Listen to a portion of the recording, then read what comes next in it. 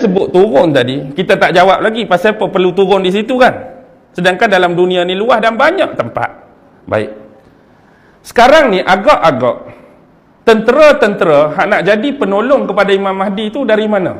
Hak banyak dia. Kan memang dia bercampur. Agak-agak mari daripada mana?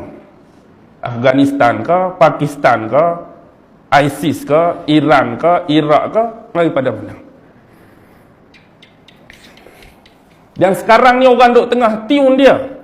Tempat ni orang duk tengah ceroboh. Tempat ni orang duk tengah intai-intai. Tempat ni orang duk tengah usah-usah. Agak-agak mana? Syria. Syria. Ada pendapat lain? Turki. Lagi? Turki tu dekat dah dengan Syria tu. Arah sama dah tu. Okey. Clue dia, tengok pada rukun setiap Kaabah kita. Semua akan jadi tempat sasaran dan tempat fitnah paling besar. Kita ada rukun Iraqi, rukun Yamani, rukun Syami, rukun Hajar Aswad. Rukun Iraqi mengarah ke Iraq, kita dah tahu apa jadi pada Iraq. Kita dah tahu apa jadi pada Iraq. Dia jadi fitnah, hancur lebur.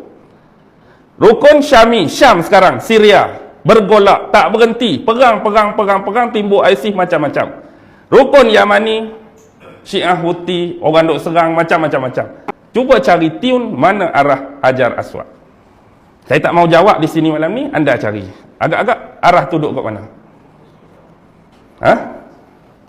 Saya tu malah nak jawab. Anda carilah.